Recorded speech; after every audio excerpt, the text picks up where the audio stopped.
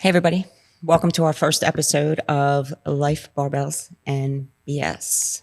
I'm Claudia. And I'm Chris.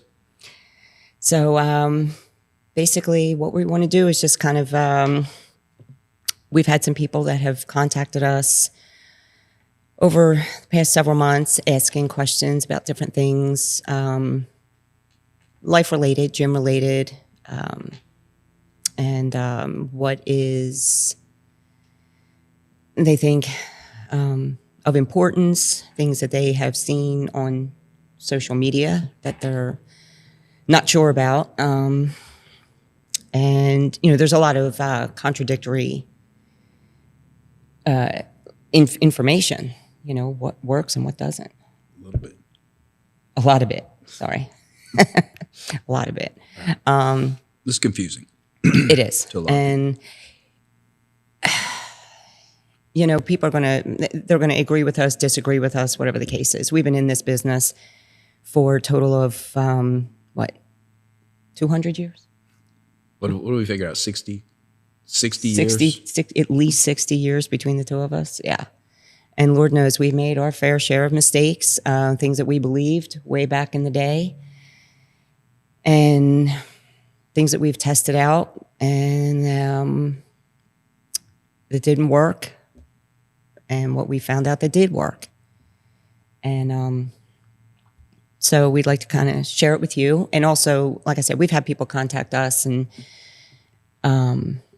ask us different questions that we'll go over at least. We'll try to hit, at least once a week, or depending on how many we can get to per episode, and then answer any other questions. So if people want to send in different stuff, if you want to send it in through the comments in our DM, whatever the case is. And, we don't claim to know everything, but we've been there. Yeah, I think it's important to understand. I think one of the things we've realized over the years is things have become more simple, not more complicated. You always go back to the fundamentals. That's what always works. Yeah. Because if you look at social media and, even the world of personal training, and a lot of personal trainers will try to impress you with big words and complicated theories and all of these different things. And I think we've come to a point where we just get back to the basics and do either what we should have been doing 30 years ago or what a lot of people were doing 30 years ago. A lot of talk about, these buzzwords of, did you go through your functional training stage? Yes. Yeah. We all went through our functional training stage where, and that, we were just discussing the other day how strength is functional. Yes. I don't have to get super creative and super weird and have you standing on one foot and touching your nose and closing your eyes and spinning around and doing those things and calling it functional just to try to keep you entertained. If I'm doing my job, our job is to explain to you that the whole goal behind going to the gym is to get strong and build or sustain muscle. That's it. With as minimal injuries as possible. Yeah, safely. Yes. Which boils down to proper form and all of those things. And look, I will say, in this sport, because I have my fair share of injuries just in bodybuilding. I did my running on a consistent basis for years, and I pay the price. To this day, I pay the price for that. So I'm not downing people that enjoy running. No, not at all. I understand the high you get from like the high intensity cardio or the steady state cardio. I get it. And I did it for a long time, years. I'm talking more than 10 years, 15 years. And it took a toll on me. And then I realized this isn't working. It's So I went back to, like you said, went back to basics. And now I'm, rebuilding from there. So, but again, if it works for you, have at it. Yeah. Ultimately, we never want to discourage anybody from exercising. And I don't care whether that's getting up out of your chair and walking to the mailbox and back, if it's starting somewhere. Exercise is a great thing. So we're not saying that you have to go to the gym and lift heavy weights and do all those things. What we're saying is the general consensus is that most people, if you ask 100 people and say, why are you going to the gym? Most of them are going to say, I'm going to lose weight. Guaranteed. Yeah. And it's a process of shifting that mindset of saying, we're trying to change that, go to the gym to get stronger, build or sustain muscle, because by doing that, you're going to burn more body fat, and ultimately losing weight, losing fat weight, good fat weight, is going to be a byproduct of doing those things. And so to do that, to go to the gym and build muscle and to get stronger, is progressive resistance exercise. Yes. And a lot of that, and this is what a lot of people don't want to hear, is doing the same things over and over and over again until you get really, really good at it and you start to see results.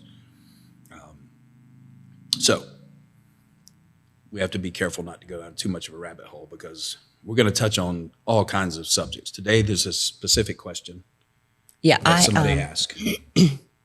Yeah, because like you get different questions that people, okay.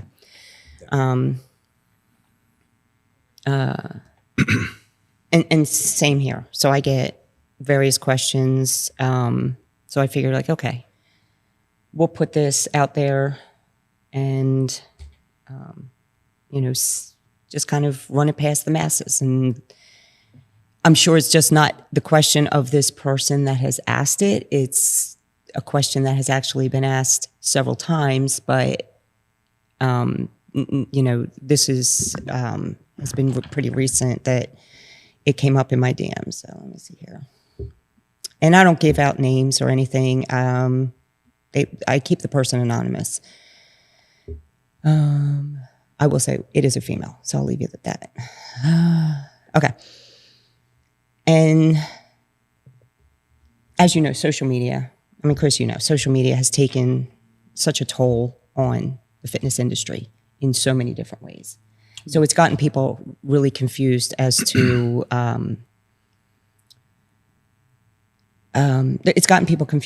what is truth and what is, kind of the BS. Right. Right? Okay. So this person asked, she had asked, you always see these people on social media who, and she, uses quotes, who lose all this weight, and you see their before and after pictures when you were in the gym doing the same things that they claim to be doing, strength training, calorie deficit, etc. How do you reconcile that others can look slimmer, buffer, toner than you when you're doing the same thing for the same period of time without being discouraged? I think it's a great question. It's a loaded question. Yeah, and again, we can go in all different ways with this, but so let's just say off the rip that these pictures on social media, because you mentioned, she said, you see these people on social media who lose, and you see their before and after pictures. So let's assume that they haven't been altered, because a lot of people do alter. You have to make a few assumptions. Yeah. Well, let's just take that off the table. Let's say they did not alter the pictures. Right. Okay. That they're being truthful about the timeline. That if, I lost this in 3 months or 6 months or whatever. Right. Okay. Yeah. Okay. Truthful about the timeline. And obviously the results speak for themselves, and the photos haven't been altered in any way. Mm-hmm. So we're talking about legit before and after pictures, with the person giving a testimony of saying, this is what I did to achieve these results. Right.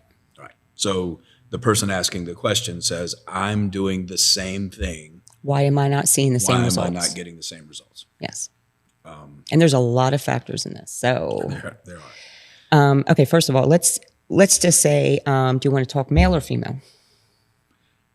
I think there are some differences, but Let's talk start female with- first. Okay. Yeah, sure. let's talk female first. Sure. Okay, so, and I don't know how old this person is. Okay, so the before and after pictures that they're seeing, age may come into as a factor. You know, if they're maybe, you know, if you have a female, if she has hit maybe menopausal age, or if there's hormones coming into play, that's going to come into as a factor. Well, chances are, if they're asking the question, that I would think that they're comparing apples to apples here. In other words, they're at least in the ballpark of my age. So I'm looking at somebody. Yeah. Listen, Let's make assumptions. Yeah. Right. You have to make a few assumptions. Okay.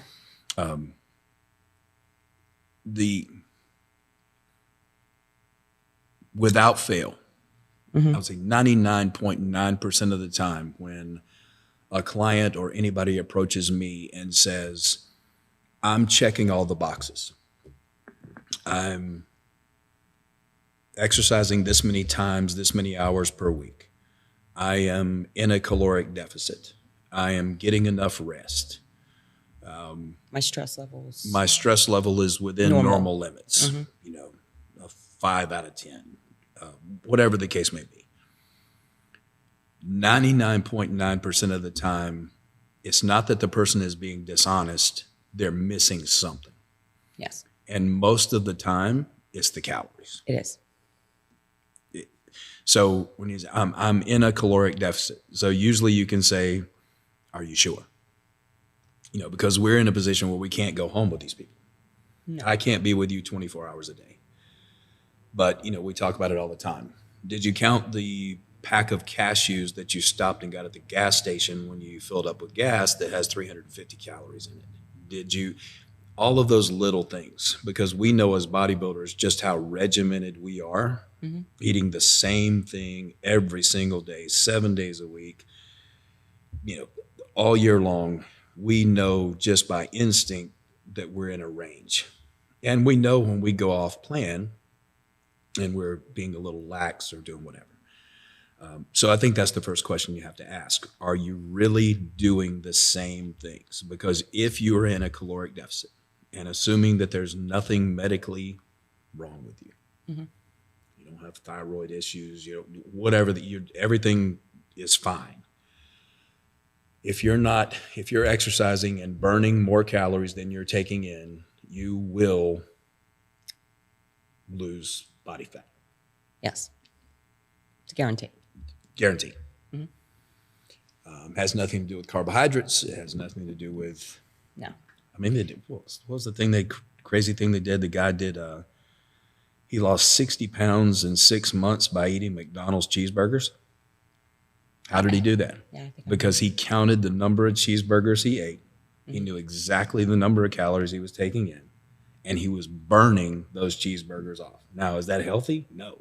Right. Yeah, I mean, it's not healthy I don't at all. recommend. But it proves the point of calories in, calories out. Right.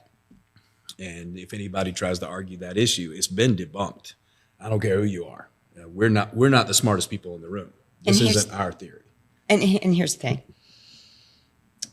And you know as well as I do, it is, it's work. It's work. Counting the calories and putting it into a food log, or even if it's online, you know, doing the food log online and that kind of stuff. Like, you got to put the work in to make sure that you are going into that deficit, because it's so easy to think that you are and you're not. Yeah. Okay. And I'll give an example. Again, I'm not going to say names, but I had a client that they thought they were eating healthy, and they were swearing to me they were eating healthy. And they were going to lunch every day and getting a chicken salad sandwich. I'm not telling from where. There's a restaurant local here. So when I checked out all the variables of this chicken salad sandwich, it actually wound up being more fat and calories and sodium than a Burger King cheeseburger. And they were blown away because they thought, well, it's chicken. Right. So it's chicken salad. Why is it not healthy for me? Why can't I have this and still lose weight? And what I said, do you understand why you have to do this food log, and really look at what you're taking in? Because they didn't drop anything. And I said, you're not doing something that I'm telling you to do. Oh, I'm doing everything. I'm doing it, and Right. the food said it all. Your diet will tell me, your body will tell me how you're eating. Yes. And occasionally, this is one of the things we hear all the time. Well, I've been at this for 8 weeks, 12 weeks. My weight hasn't changed on the scale, so muscle weighs more than fat, so I must be putting on muscle. No, you're not. Have you possibly built some muscle? All right, so let's back up. If we put you on a plan that says you're in a caloric deficit, that means you're burning off more than you take in. That means it's already harder. You're putting yourself in a position where it's very difficult to build muscle because you have to be in a caloric surplus to some extent to build muscle. So you're supposed to be in a deficit. Your weight hasn't changed at all. So the justification is, well, I'm going to the gym, I'm lifting weights, therefore I'm putting on muscle, and it's offsetting everything, and muscle weighs more than fat. No, that's like a bodybuilder. A bodybuilder starts out and he weighs 250 pounds. He's getting ready for a bodybuilding show. By the time the show comes around, he weighs 225. Even a bodybuilder with all that muscle is losing body fat and losing weight on the scale over time. And even bodybuilders lose muscle. Yeah. Absolutely. When you're prepping for a show, you will lose some muscle. Absolutely. So most people highly overestimate how easy it is to put muscle on. it takes a long time. It takes years. It does. Little increments. It's a lot easier to lose body fat than it is to put on muscle. I tell this to people all the time. I said, you will lose body fat a whole lot faster. The muscle builds. Yeah. But it's this delicate balance. And it is. And most people aren't in a position to even think about that. Most people are in a position, they say, look, I want to get healthier. I'm 50 pounds overweight. That 50 pounds is body fat. I want to lose it. Just straight up. Mm-hmm. In order to do that, this is what you have to do. Now, along the way, you'll get stronger, or you'll get more toned somewhere down the road. And as a beginner, you may put on some muscle. Even being in a deficit, you could as a beginner. But ultimately, it's a matter of being honest with yourself. If somebody has been coming to the gym and they go 6 months, a year, 18 months, 2 years, and not a whole lot's changing, but what do we see? We see people who lose 100, 150, sometimes 200 pounds in 2 to 3 years. Yeah. And that comes from absolute day in and day out consistency and discipline. Mm-hmm. And we've all been in that position where we all kind of lie to ourselves a little bit. The lie is built into the question. That doesn't mean that the person asking the question is lying. That's not what I'm saying. But the lie is built in. I'm doing everything this person's doing and I'm seeing no results. Chances are you're not. Right. Yeah. That's the answer. Sometimes the answers. And like you said, like if there's no medication involved, if there's, health issues, that kind of thing. Yeah, absolutely. Yeah. So, and they're not giving me that information. So. And I will add this. Everybody is different. So if Claudia puts you on a plan and says, we're going to start you out at this many calories, she's going to make some assumptions. She's going to calculate BMR and she's going to do all the fancy stuff and say, we're going to start here. But then what's going to happen is Claudia is going to watch you. She's going to watch you weekly. She's going to watch you bi-weekly, monthly. and see how your body's responding to that. And because Claudia's been doing this a long time, she may bump your calories up. She may drop them back down. She's going to watch your body composition and how your body is changing. Now, the scale might not change a whole lot, but your body possibly could. Mm-hmm. But if you're not seeing the scale move or your body change or your clothes fitting better, if you're not seeing any of that, then the plan isn't being followed completely. So it's a matter of, and that's where finding somebody who has been doing this for a while to help guide you. The greatest investment you can ever make is investing in yourself. Oh, And absolutely. so a lot of times that I'm going to look to social media to give me the answers, and you're kind of rolling the dice. Well, this person looks good, so I'm going to do what they say. Or this person tells me to cut carbs, that carbs are bad. Carbs make you fat. This person says that eating a lot of fat helps you burn fat. Well, both of them are lying. Right. It's just, so now I'm confused and I don't know what to do. Right. Yeah.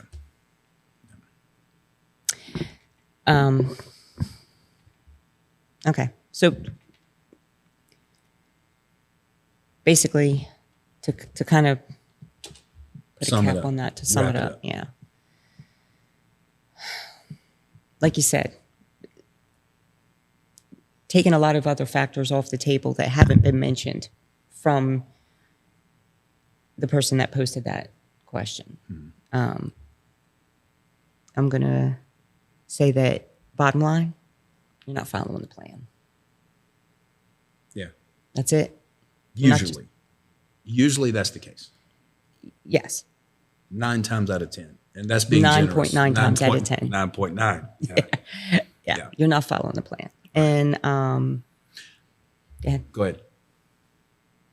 No, I mean, we see it, I see it when I do it myself. Yeah. I think this is really important, because this is something I learned, that it was kind of the light bulb moment. The light bulb went off.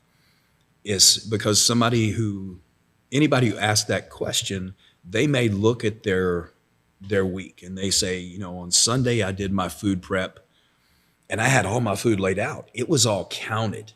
Mm-hmm. I knew exactly what I was taking in, and I did not stray from that at all until. This is what everybody has to understand.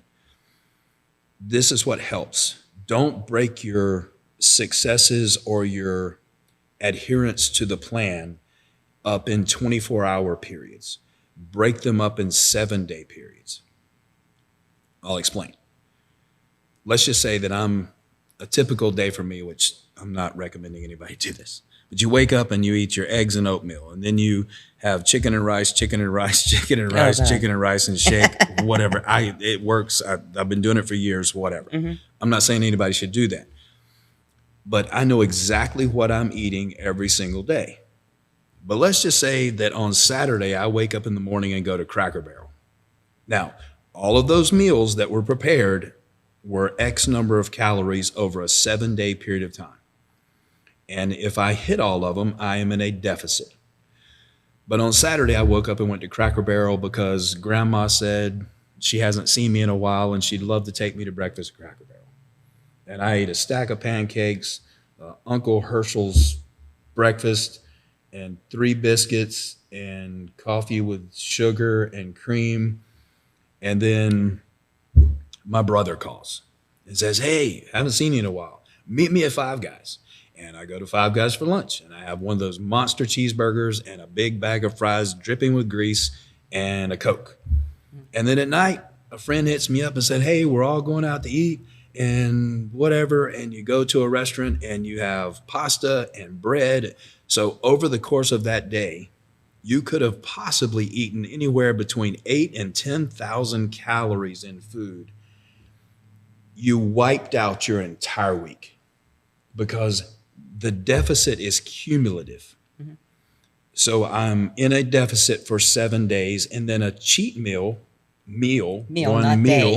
not cheat day, is not going to put me over the top. But right. If I lose my mind and drink a 6-pack of beer and go to Cracker Barrel, then Five Guys, then this, I just wiped out my entire week. I am now in a surplus, and I see no movement on the scale. nothing happens.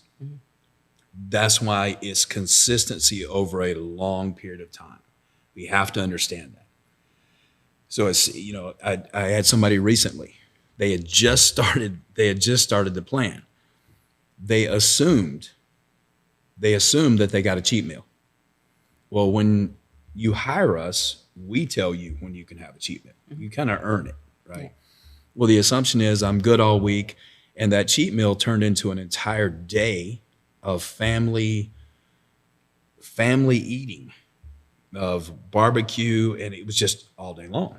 And then check-in time came, nothing happened. Well, there was disappointment. Well, number one, it's only been a week. Give it some time. But at the same time, I can just visually see because, oh, by the way, you posted all those meals on social media. Don't ever do that. If you hire a coach, don't post your cheat day on social media because it makes it easier for us to call BS. So anyway, it's understanding that it's cumulative. It's not just a day. You know, I did great Monday, Tuesday, Wednesday, Thursday, and Friday. What about Saturday and Sunday? It's kind of understanding that. Yeah. That makes sense. It does. Yeah. But you got to understand too. So not everybody, like you said, and not everybody is the same. So somebody eating the way you do. I don't recommend it. Don't. No, I don't either. It's boring. And I don't eat that way. And yet my metabolism is far different than yours. Oh, yeah. You eat cheese crackers and pasta. I do. Yes, I do. But and that's a great example. So because Claudia has been doing this so long, she knows that she can have a bowl that big of pasta and sauce and some Parmesan cheese or whatever, and a pack of crackers. She knows she's getting her protein requirement because she's got her shakes, but she can do those things. There is chicken in there. It's not a bowl of pasta. Are you serious? Yeah, there is. I watched you take like 6 bites. There was no There was chicken. ground chicken. It's ground chicken. What, like an ounce? Not full. No. Okay. But anyway, Yeah. I lost my thought. But you know what you're taking in. You know that. Well, right now I'm not measuring Right, anything. I'll be honest right. with you. I'm just kind of free eating right now. But But you've when been I doing it so measure it long, out, it's second nature. Right. but I can see it and know Yeah. how much I'm taking it. So anyway, That's a good point. It's getting good at this. We kind of mentioned this a few weeks ago. We were talking about in any aspect of life, if we want to work on our relationships, our marriage, our finances, we want a new car, we want whatever it is, we will spend an enormous amount of time researching and learning and grinding and sacrificing and doing whatever it takes in all these areas of our life. But when it comes to fitness, it's this, well, I have to go to the gym every day and I can't have this, and you know, I have to eat the same things, or you know, it's uncomfortable. So out of all the areas of life, I mean, relationships can be uncomfortable, but this is physical. You know, we're because talking it's about not physical instant pain. gratification. Yeah, it's not instant gratification. Yeah. It's something, okay. And I tell people this. Okay, so 2 things. I'm going to kind of hit on 2 different points. You go into, what's your favorite store? Store? Retail store. I don't know. Do you like Lowe's, Home Improvement? Sure. I could go broke in that place. Yeah, it is, yeah. I love that place. Okay. Sure, we'll go with that. Okay, because you walk in, right? And it's a Dick's plethora of Sporting- stuff. Huh? Dick's Sporting Goods. Okay, there you go. Yeah. Okay, so you walk in, you might have something specific in mind that you want to get, you buy it, you have that awesome feeling, you purchased it, you're leaving, it's in hand. Okay, so you're giving money, you get what you want, you're walking out, it's that gratification, it's there. Instantaneous. And in the fitness industry, in the fitness world, you're paying money, you go into a gym, you do the work when you're there. But it takes a long time to see the results. Yeah. And that's what people don't want to see. I mean, I've had people come to me and say, It's been 4 weeks. I am not seeing anything. And I said, 4 weeks? Yeah. 4 weeks? How about 4 years? Yeah. You know, and that's what people get impatient. They want that instant, and you know, and that's what makes it kind of something to. That's the world we live in. I mean, we live in a world where we want instant gratification. But on the flip side of things, fast food. Okay, and I've asked people this. And if I gave them, you know, a client that is like, you know, they're really not into the whole fitness thing or waiting around to get fit. You know, they want it yesterday. Yeah. You know, they want to look like they've been working out for 20 years in, you know, within the first 6 months or the first 3 days of working out. Okay. So anyway, and I've told them, I said, look, let me ask you this. If I paid, you know, I don't have time to work out. You know, I don't have time. I don't have time for this. And I've had a lot of people tell me that, oh, you have all the time in the world. You have all this time. Me, right? So. You do. You know, when I sit around all day. Laziest person I know. So, and I tell them, I said, well, it's about priorities. It is. It's all about priorities. What you prioritize, okay? If I paid for a vacation for you, fully paid for, to wherever you want to go, all expense, all you had to do was work out 4 days a week for 6 months, would you find the time to do it? Oh, yeah, absolutely. There you go. Yeah. Yeah. It's priorities. And every single person I've asked that to, they all said the same thing you did. And without hesitation, it was absolutely, yes, I would do it. Why? Yeah. Because there's a goal at the end, because there's a prize at the end. And maybe that's what it is. There's a prize at the end. Yeah. So they make it a priority because they have that vacation that is paid for, that they're you know, they're earning something in the end. Yeah. And I think too, going back to the social media aspect, that we've become conditioned to the prize is the body. Mm-hmm. I want to look like that. And I get that. I completely understand, but it's, you and I have talked, we've been doing this for 30 years. And not everybody wants to be a bodybuilder. We don't even recommend that anybody is a bodybuilder. That's not what we're saying. But if the goal is the body, maybe it's shifting it, because what percentage of your clients would you say are parents? 98% of them. Probably higher than mine, but at least 75% of my clients are parents of school-aged children. Okay. And we talk about getting healthier, and we keep spinning our wheels, and we keep making bad choices. And, you know, part of this is kind of making a decision that I want to keep promises to myself. I'm going to promise myself that I'm going to do what it takes to lose 50 pounds. And if I lose 50 pounds, I know that I potentially just added 5 to 10 years to my life, depending, you know, generally speaking. When I add years to my life, that is me showing my children, my grandchildren, my spouse, whatever the case may be, that they mean enough to me for me to invest in myself and do the things that I need to do to be healthy for them, to extend my life, to increase my energy now for them, to be more active, to be more in the moment, all of those things. So it's this... So it's learning how to, because we break promises to ourselves all the time. That's the New Year's resolution. This year, I'm going to do this. I make a statement. I write it down. I post it on social media.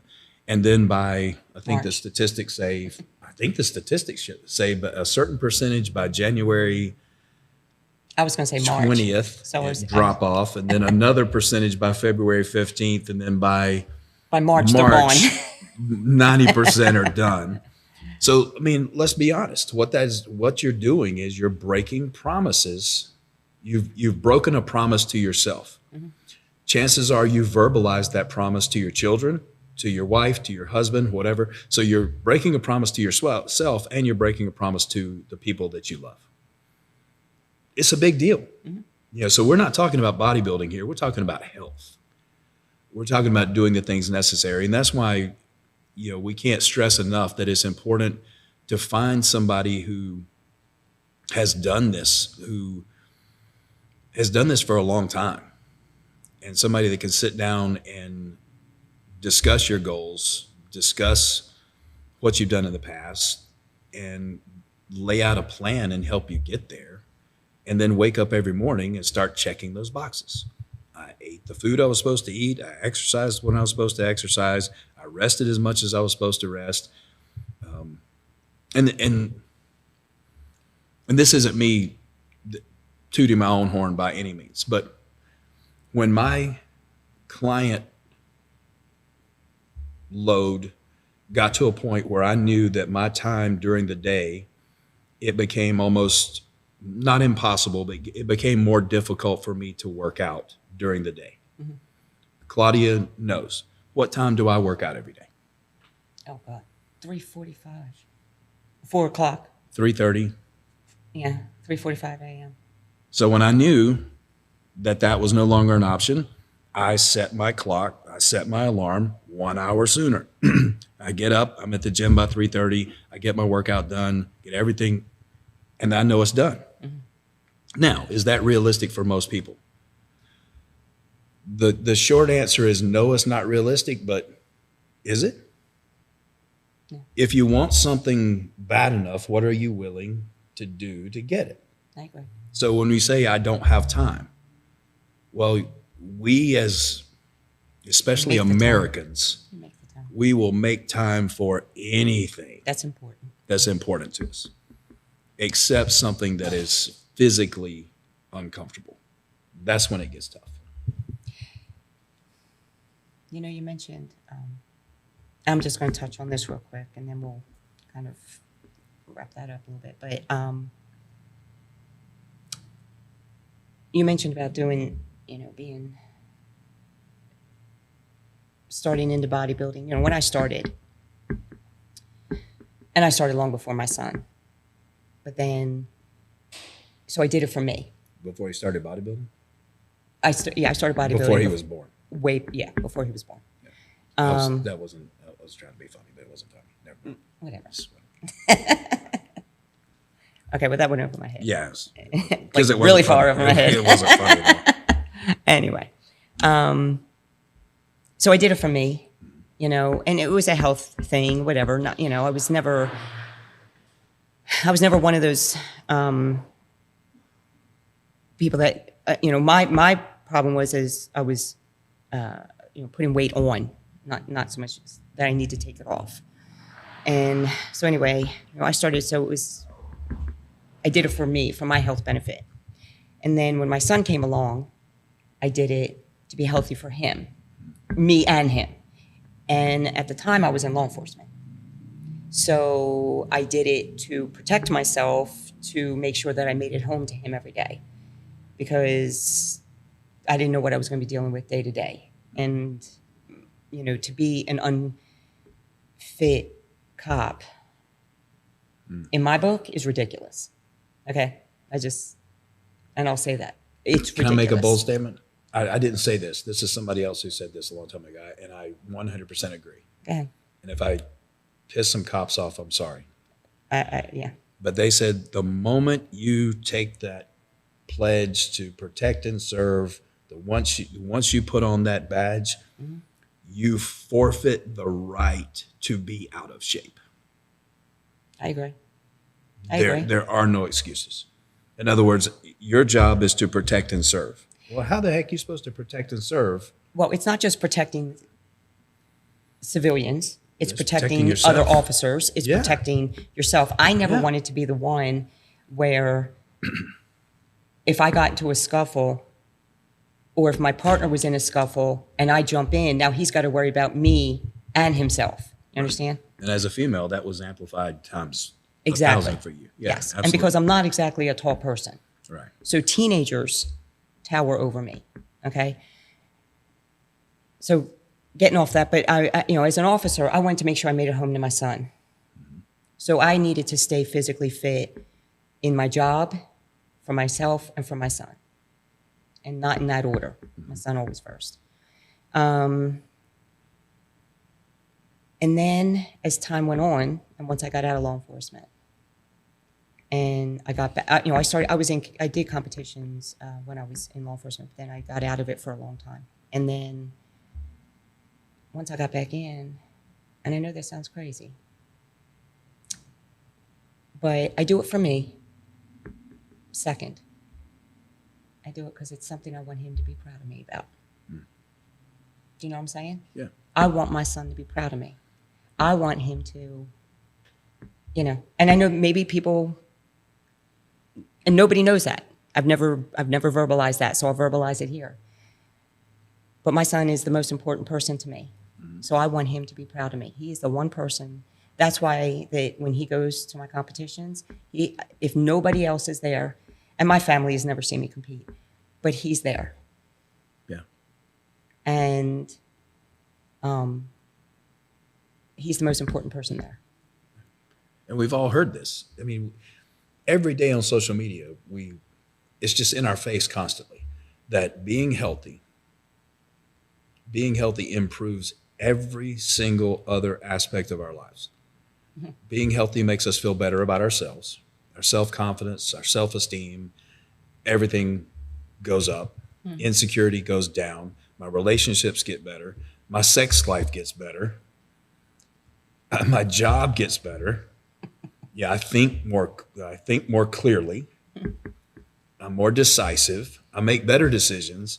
It all starts over here. It improves every area of my life. It's all the puzzle pieces that fit together. Yeah. But I'm struggling in all of these areas. And it's not the main thing, but it's one of the main things that would improve all of these areas to some extent. Mm-hmm.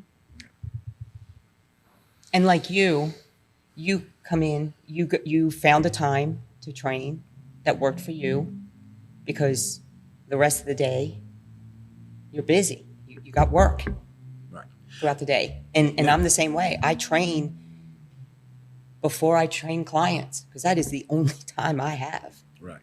Because and if they come in early, I come in even earlier to get my workout in because I will not have time the rest of the day. Right. And if that means I go to bed a little bit earlier, priorities. That's the point I was about to make because I don't ever want us to come across as being contradictory. In other words, there's somebody that's going to watch or listen and go, wait a minute, he said that rest and recovery was really, really important. But he goes to the gym at 3:45. Exactly, yeah. Right. And goes to bed at 12. so here's a glimpse, and it's like there's a recliner in my living room. As soon as I get home in the afternoon, I'm out. It's like, so I get like an hour nap. But then I'm in bed by 8:30. Yeah. So, there's give and take. There's checks and balances. There's checks and balances. Yeah. Absolutely. Just making sacrifices and cutting here to make up. Yeah, I get that. But everybody has to figure that out for themselves. Yeah. Yeah. So to wrap this up, guys, and this is our first podcast, so just bear with us. We're I don't feel nervous. I'm not nervous at all. No, it's just. It's just it's gonna kind of ebb and flow. We're gonna pick at each other. Things are gonna get a little bit more intense with certain topics that we talk about. Again, people are gonna disagree. They have that it's fine. Disagree. People are gonna be on board and they're gonna be right there with us. That's great. But we wanted to kind of get this out there so that, because, in our industry as trainers, we are finding that when people are coming in, not just to take us on as a coach, but to talk to us and pull us aside. I get people constantly that pull me aside in the gym asking different various questions, things they've seen, things they've heard, whatever.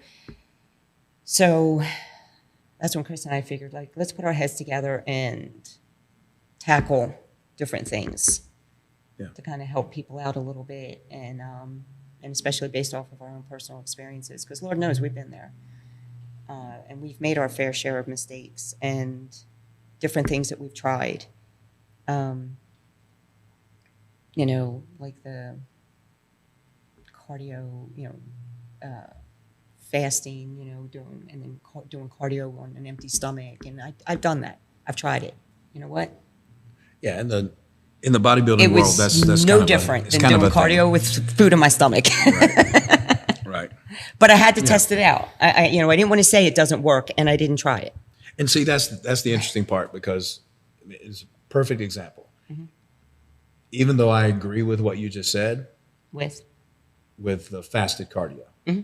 So scientifically, it's kind of already been proven that it's calories in, calories out. If I do cardio at 5 p.m. versus when I do it in the morning, it's the same. But Yes. I still do fasted cardio because I'm that old school guy that's the way I've always done it. And if it works for you, great. And it's not that it works. It's just that it's psychologically. Yeah. It's just what you do. So I did it as yeah. like an experiment, and I did it for so many months, and then I realized like it wasn't changing anything in for me. Right. If it works for you, great. Yeah. And like I said, different things like how you are eating in bulk and how I eat in bulk and how you eat in prep and how I eat in prep, what works for you may not work for me and vice versa. Yeah. It is like a science project. So it's, you got to tweak things as you go. And that's what I even do with my clients. What works for client A is not going to work for client B, and I have to tweak things along the way. The calorie deficit works across the board. Yeah. If you're going to be losing fat and everything else, that just works across the board for everybody. But So I think that's the main thing. We want for those of you that are watching, listening, whatever you're doing, we want you to The be whole able two to- people. Yeah, the two. your wife and who else? My son isn't watching. well, He's at man- work. Manny. Manny. A shout out to Manny because Manny. he's the one that there's He's all the- kinds of really cool stuff like over there. Like Yeah, there's gadgets and lights and and really cords cool and- cords and really cool stuff. And Manny's he's like the guru of all this stuff. Yeah. So it's going to get better as we go. But we want everybody to be able to take away some value, to learn something. So as we progress, reach out to us if you've got questions, because we want to discuss, it's life, barbells, and BS. And this So- isn't all about bodybuilding. No, Please don't think no, that. No. It'll end up being less about bodybuilding. Yeah. Yeah. I mean, that's our lifestyle, but we're not pushing that on anybody else. No. We want to talk about how life interferes with just everyday, just how life is and how it throws you curveballs and speed bumps. But that's how this kind of originated, right? What was the niche? Am I allowed to? I mean, I'm not going to give the exact number, but are we allowed to say? I mean, I don't care. I just turned 56. I'm 52. So, we're in our 50s and we're still doing this at a high level. Yeah. And so there's, and that's the takeaway a lot. I have clients in their 70s. This is interesting. I have 2 female clients, both in their 60s, that I had doing a leg workout the other day, and it just hit me about 2 hours after they finished their training that both females in their 60s had just leg pressed, 300 pounds with perfect form 12 times. And I have clients that are 19 and 20 that have spent so much time behind a computer, playing video games, not being active, those kinds of things, that it would have crushed them to do the weight that a 60-something-year-old female did. Mm-hmm. Well, you know what the old saying is? That somebody in their 70s that works out is stronger than somebody in their 20s that doesn't. Yeah. Yeah. So Absolutely. There's no age limit on this. No. That's what I love about it. That's what I love about the sport. There's no age limit on it. One of these days, I'm going to get permission to tell Greg's story. Yeah. We're just going to keep that. There's a client. He has one of the most amazing stories you'll ever hear in your life. He trains 3 days a week. I would like to tell, and I don't know if I should say his name, but I have one client that he should have been dead. He should have been dead. Mm-hmm. And I was training him yesterday. Mm-hmm. And not through a health issue. This was yours is a health issue. Mine was an accident. Oh, yeah. An airplane. Yeah, I know you're talking about, yeah. Airplane. And he shouldn't have made it, but he did. Mm-hmm. And he's working out like a champ. Oh, yeah. It's amazing. So, and I've seen people come in on, in casts and crutches and wheelchairs and then my MS client. Mm-hmm. And she fights every day to try to go back to work. Mm-hmm. She works remote and she wants to go back to work. And so there's really no, So people are amazing. Like they're just, there's ones out there that they don't take it for granted. Yeah. They don't take, what's the word I'm looking for? They're the gratitude that they have for life. Mm-hmm. And I think that's the common denominator. I think this is really important. We'll wrap this one up, but I think it's for anybody who's watching, and then you've got the person who asked the question. It's really important to surround yourself with people who are going to encourage you, who are going to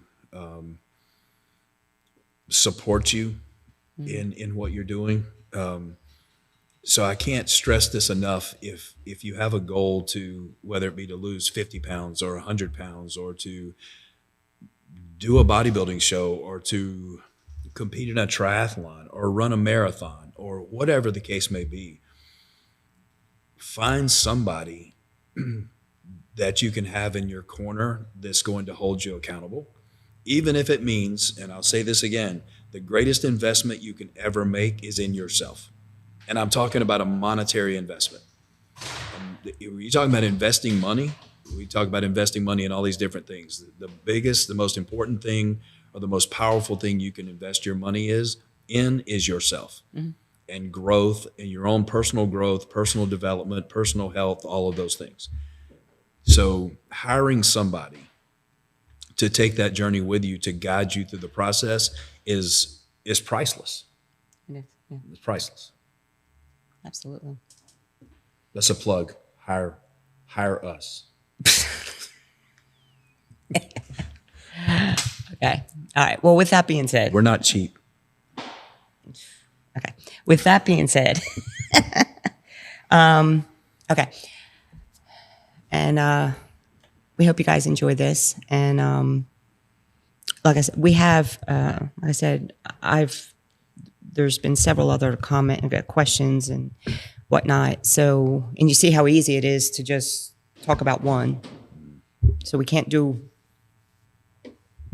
all of them in one night, in one session. But anyway, we hope you guys enjoyed it. Leave your comments, hit like, hit share, and shout out to our venue here for allowing us to do this, and Southern Oaks here in Lexington. And Manny. Manny, you're awesome.